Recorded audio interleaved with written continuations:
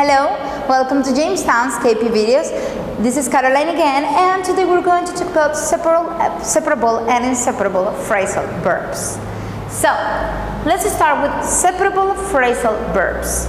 These are some phrasal verbs can be separated or not when we use them with objects.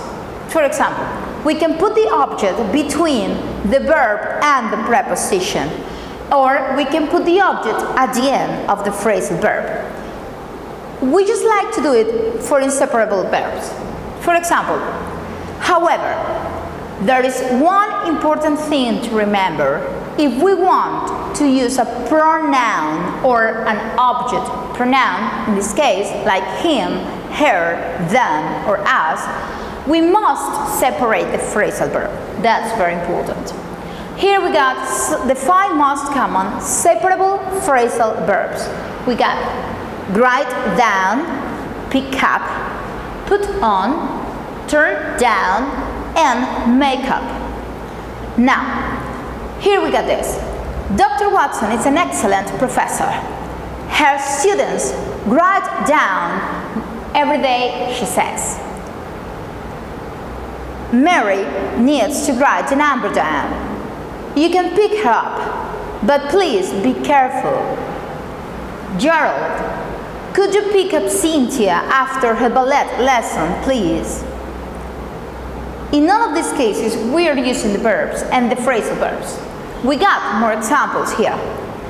Linda won a free trip, but she turned it down because her sister is getting married the same weekend. Doug proposed to Claire. He sure hopes she won't turn him down. We can see how we use this phrasal verb, turn down, with objects. Him, turn him down, or with it, turn it down. Him and it are object pronouns, so we can place, or we have to place, the pronoun in the middle of the verb and the preposition. We got more examples here. For example, the children in my afternoon class make up the most wonderful stories. Or, Andrea always has some excuse for arriving late, but I think she makes them up. Inseparable phrasal verbs. These inseparable phrasal verbs cannot be separated. This means that when we want to use an object, it must always have to be after the complete phrasal verb. Okay? This is true when we use a noun. For example, Helen, car, our friends, Germany, or a pronoun, him, them, us. Okay? The object must always come after the complete phrasal verb, not in the middle. Let's check some examples.